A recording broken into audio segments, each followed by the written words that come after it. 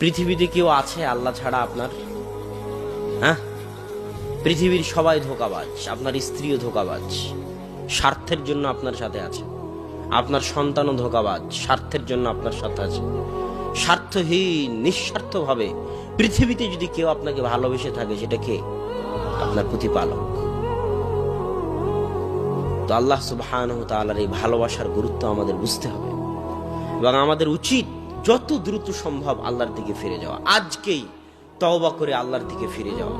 ওযু করে 2 রাকাত সালাত আদায় করে, বক্তব্য প্রোগ্রাম শেষ করে নিজ নিজ বাড়িতে গিয়ে ওযু করে 2 রাকাত সালাত আদায় করে সবার উচিত পুনরায় আল্লাহর সাথে সম্পর্ক তৈরি করা। যে আল্লাহ, আজকে তওবা করে তোমার সাথে সম্পর্ক তৈরি করতেছি, আর সম্পর্ক ছিন্ন করব না। আর সম্পর্ক ছিন্ন না করার সবচেয়ে বড় মাধ্যম হচ্ছে যে কোনো মূল্যে দিনে রাতে 24 ঘন্টায় 5 ওয়াক্ত সালাত আদায় করা। আকিমিস সালাতা লিযিকরি, তোমরা সালাত আদায় করো আমাকে স্মরণ করার জন্য। তো 24 ঘন্টা মানুষ আল্লাহকে স্মরণ করতে পারবে না। আপনারা দিয়ার অঞ্চলের মানুষ, জমি জায়গা আছে, কাজ কাম আছে, 24 ঘন্টা আল্লাহকে স্মরণ করতে পারবেন না, এটাই ঠিক। আপনি যত বড় গুনাহগার হন না কেন, যত বড় পাপিষ্ঠ হন না কেন, যত বড় পাপিষ্ঠ গুনাহগার হন না কেন, পাপ দিয়ে আপনার দুনিয়া ভর্তি হয়ে থাক, তবুও দিন শেষে আপনি কার বান্দা?